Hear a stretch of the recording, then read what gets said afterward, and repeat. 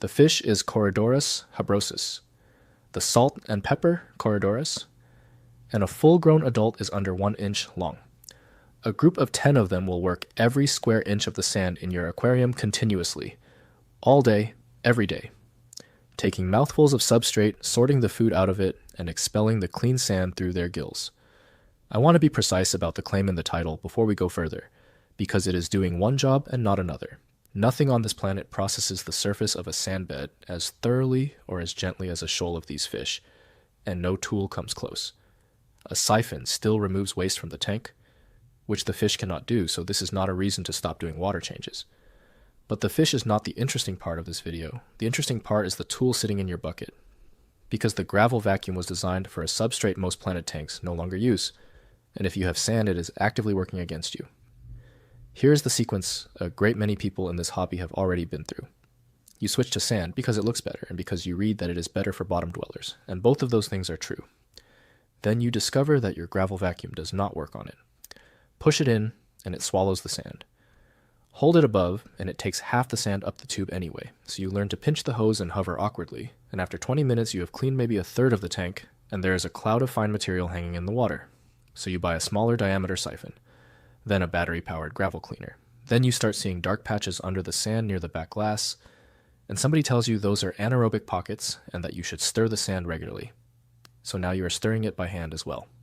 And you are 3 tools and an hour a week into a problem that a group of fish costing about the same as the second siphon would have solved permanently. Put a figure on that. A standard gravel vacuum is $10 to $25. The narrow one you buy afterwards is another $10 to $20. And the powered cleaner that seemed like the answer is $25 to $60. Add the sand you lose up the tube, which is minor individually and a bag a year in practice. And add the labor, which is the part nobody prices, at roughly 30 to 50 hours a year for a person doing this properly, across a couple of tanks. A group of 10 salt and pepper Corydoras costs between $30 and $60 once, lives for 4 to 5 years, and works every hour of every one of those days without being asked. The tool is worth examining because there is a genuine reason it does not suit your tank and almost nobody knows it. The siphon gravel vacuum was designed in and for the under-gravel filter era. For roughly 3 decades, aquariums ran on a perforated plate under a deep bed of coarse gravel. Water was pulled down through that bed, and the bed itself was the filter media. It clogged inevitably, and it clogged deep. So a tool was needed that could push down into several inches of coarse gravel and pull the accumulated waste up out of it while the heavy gravel fell back down. That is precisely what a wide-bore siphon vacuum does, and it does it well. Then the technology changed. Under-gravel plates disappeared. Gravel gave way to sand in a large share of tanks, and the tool stayed exactly as it was. On sand, it fails for a simple physical reason. Sand grains are light and fine, so they do not fall back down the tube the way gravel does. The tool is not badly made and nobody's deceiving you. It is a correct solution to a problem your tank does not have. There is a second thing standing between most people and this fish, and it is a labeling problem. 3 tiny Corydoras species are sold in this hobby, frequently in the same tank at the same store under the same sign, and only one of them is a genuine substrate worker. Corydoras pygmaeus spends a large part of its time swimming in midwater, which is charming and is not sand cleaning. Corydoras hastatus hovers even more, often shoaling in open water with tetras. Corydoras habrosus is the one that stays down on the substrate, working it constantly, and it is the one you want. They are sold interchangeably as dwarf Corydoras or pygmy Corydoras, and the person selling them frequently does not know the difference. That is not a scandal, and almost every consumer category on Earth does the same thing. What matters is that you can buy the right idea and go home with the wrong animal. Before I get into the mechanism, one thing worth saying now. A cleanup layer is one part of a system with several, and your substrate, your feeding, and your stocking all decide whether these fish can do anything at all. I have put the complete version together in one place as a full aquarium playbook, covering how every layer supports the others. The link is in the description and in the top pinned comment, and if the code is on your screen right now, you can scan it and go straight there. Now, here is what is actually happening on a sand bed, and it starts with a property of sand that most people never have explained to them. Sand grains are small and packed closely, which means the spaces between them are tiny, and detritus cannot fall through. On gravel, waste drops between the stones and disappears below where nothing can reach it. On sand, everything stays on the surface. That is the single biggest advantage sand has, and it is the reason experienced fish keepers prefer it. Because material that stays on top is material that can be worked, lifted into the water column, and caught by your filter. Sand does not hide waste from you, it presents it. The problem was never the substrate. The problem is that the standard tool for dealing with a surface layer was built to dig through a deep one. And here is what this particular fish does with that surface, because the anatomy is genuinely specialized. A Corydoras feeds by taking an actual mouthful of sand, drawing it into the buccal cavity, and passing it over a set of gill rakers that separate edible material from mineral grains. The food is retained and swallowed, and the clean sand is expelled out through the gill openings in a small puff you can watch from across the room.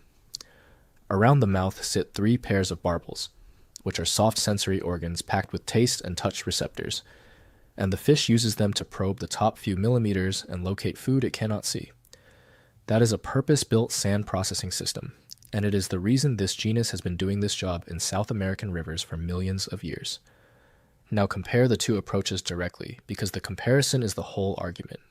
You vacuum once a week for 20 minutes across perhaps a third of the tank floor, missing everything under the hardscape and behind the plants. A group of 10 Habrosus works the substrate for something like 12 hours a day.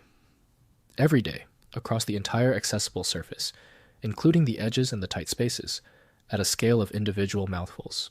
That is not a slightly better version of what you are doing. It is a different category of process. Yours is periodic, coarse, and partial. Theirs is continuous, fine, and total. And the continuous version has a second effect that the weekly version cannot produce, which is that the top layer of sand is never left undisturbed long enough to compact. Compacted sand goes anaerobic below the surface, and anaerobic pockets produce hydrogen sulfide, which is the source of the sharp smell people get when they push a finger into an old bed. A sand bed, being worked by a shoal all day, does not compact and does not develop those pockets. If you have ever watched a Corydoras at close range and seen a small puff of sand drift out from behind its head, you have already witnessed the mechanism working.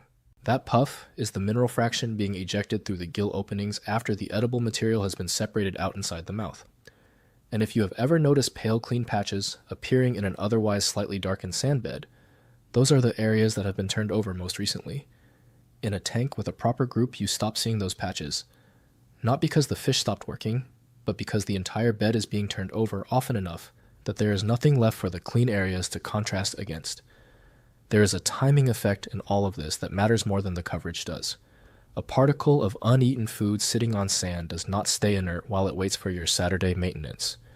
Bacteria begin breaking it down within hours, and that decomposition consumes oxygen and releases ammonia into the water directly. A fish that finds and eats that particle on the day it lands removes it before any of that happens. A siphon that reaches it 6 days later removes the remains after the tank has already absorbed most of the consequences.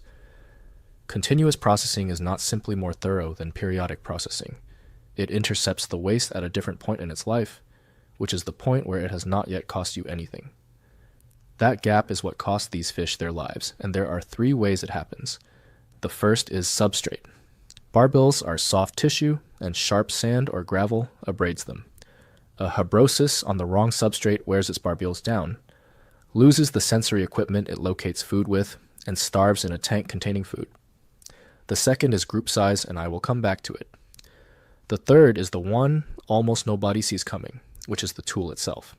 A person who buys the fish and then keeps aggressively vacuuming the sand is stripping out the surface biofilm and fine organic layer those fish forage in, so the animal that was bought to work the sand is left with nothing to work. The tool and the fish are solving the same problem in ways that cancel each other out. Then the fish decline, and the conclusion drawn is that they are delicate. They were not doing anything wrong. They bought the right animal and kept using a tool built for a substrate they had already replaced. So here is exactly what to buy, and the identification matters more here than anything else. Look for a stocky, deep-bodied little fish with a pale cream or silvery base color, an irregular pattern of dark blotches and speckling along the flank rather than a clean stripe, and a distinct dark marking around the eye. Most importantly, watch the tank for a minute before you buy. Habrosus sits on the bottom and works it. if the fish in the tank are hovering in mid-water or swimming among the plants at half height, you are looking at Pygmaeus or Hastatus, which are lovely fish and are not what this video is about. Ask the shop for the scientific name rather than the common name, because the common names are used interchangeably and the scientific name is not. That is the fish. And this is the point where the setup decides whether any of it works. The sand specification, the depth, the group size, and the way you handle maintenance afterwards are what separate a shoal that works your substrate for 5 years from one that quietly fails in 3 months. The full playbook covers the substrate and stocking decisions in full detail. The link is in the description in the top pinned comment, or scan the code on your screen, and it will take you there directly. Start with the sand because everything else depends on it. You want fine, smooth, rounded grains, ideally under 1 millimeter, and pool filter sand is the standard choice because it is graded, rounded, inert, and sold by the sack for a fraction of the price of the aquarium branded equivalent. Avoid anything described as sharp sand, builder's sand, or blasting grit, all of which have angular fractured grains that will damage barbels. Lay it 1 inch to 1.5 inches deep and no more, because a shallow bed stays oxygenated and a deep one does not. And leave genuine open areas rather than carpeting or hardscaping the entire floor. These fish need open sand the way a grazing animal needs pasture. 2 details about the tank layout are worth getting right at the same time. Give them shade rather than shelter. A few floating plants or some tall stems breaking up the light from above will bring a shoal out into the open far more reliably than caves and tunnels will. Because the thing that keeps small fish hidden is the sense of being visible from above, rather than a shortage of places to hide. And keep the flow gentle at substrate level. These are fish from slow tributaries and shallow margins, not from riffles, and a strong current across an open sand bed both stresses them and pushes the fine material they feed on into the corners where they cannot work it evenly, then get the group right. 8 is the working minimum and 10 to 12 is meaningfully better in a tank of 10 gallons or larger. Keep the temperature between the low 70s and the high 70s Fahrenheit. Tank mates must be genuinely small and genuinely peaceful, because an adult is under 1 inch, and anything with a mouth big enough will treat it as food, which rules out angelfish, most gouramis, larger barbs, and every cichlids. Small tetras, rasboras, shrimp, and snails are ideal. Bear in mind as well that a fish this size disappears visually in a large tank, so a wide footprint with modest height suits them far better than a tall one, and a tank measured in floor area rather than volume is the right way to think about stocking them. A 20-gallon long with a broad open sand bed will show you far more of this behavior than a taller tank of the same capacity. Then feed them directly every evening with sinking micropellets or a crushed wafer dropped where the midwater fish are not patrolling. They are not scavengers living on leftovers, and a tank run with disciplined feeding produces almost no leftovers anyway. And change how you use the siphon. Do not push it into the sand. Hover the tube 1 inch or 2 above the surface and let it draw off the light material that lifts, moving across the tank steadily. You are removing the suspended load, which is the part that has to physically leave the aquarium, and leaving the surface layer intact for the fish. If you already own a gravel vacuum, keep it and keep using it that way, because you still need it. And if you still have gravel rather than sand, you do not need to tear the tank down today. Add root tabs and manage the gravel as gravel for now, and plan the substrate change for whenever you next rescape or move the tank, because these fish genuinely will not thrive on it, and there's no point buying them into a setup that will wear their barbels away. I want to be straightforward about the limitations, because accurate information is worth more than a clean sales pitch. The first is the honest boundary on the claim in the title. These fish process the surface far better than any tool, but they do not export anything. Nitrogen leaves an aquarium through water changes, plant growth, and physical removal, and a shoal of Corydoras is none of those. They prevent accumulation, they keep the bed open, and they move material into suspension where your filter can capture it. You will still do water changes. The second is that they are prey, and that limits your stocking list considerably. If you already keep anything medium-sized, this fish is not an option for that tank, and no amount of hiding places changes it. The third is that they cannot work a floor they cannot reach. A tank carpeted wall-to-wall, or filled edge-to-edge with rock and wood, has no sand bed for them to process, and in that setup they are a lovely fish rather than a functional one. Now, here's the mistake that collapses this entire thing, and it is the same mistake every time. Buying too few. They are sold in 3s because 3 of something small is what fits a beginner budget and what the counter suggests, and 3 is not a shoal. it is 3 frightened fish. The foraging behavior that this entire video is about is density dependent, meaning it switches on only when the group is large enough that individuals feel safe in the open. Below that threshold, they wedge themselves under the nearest piece of wood and stay there, coming out briefly at night. And the substrate goes unworked while you watch a tank that appears to contain no Corydoras at all. 6 is the point where they begin to behave normally. 10 is where you see what they actually do. This is not a preference or a welfare nicety. It is the switch that turns the function on, and it is the single reason most people who buy this fish never see it work. None of this is obscure. These fish come from the shallow sandy margins and slow tributaries of the Orinoco Basin in Venezuela and Colombia, where they move across open sand flats in dense groups, and every part of the animal is built for that. The genus has been in the aquarium hobby since the 1800s, and breeders have used sand for them for as long as anybody has kept them seriously. Because a breeder watching fish all day works out very quickly what the substrate is doing to the barbels, the knowledge was never hidden and was never in dispute. It simply sits in a tank at the back of the shop under a handwritten label, next to 2 similar species it gets confused with, while the tool that does the job worse is on an end cap by the till. If you want the complete system rather than just this one species, the full aquarium playbook covers the substrate build, the stocking combinations by tank size, the feeding schedule that keeps a working bottom layer in condition, and the maintenance routine that supports it instead of undoing it.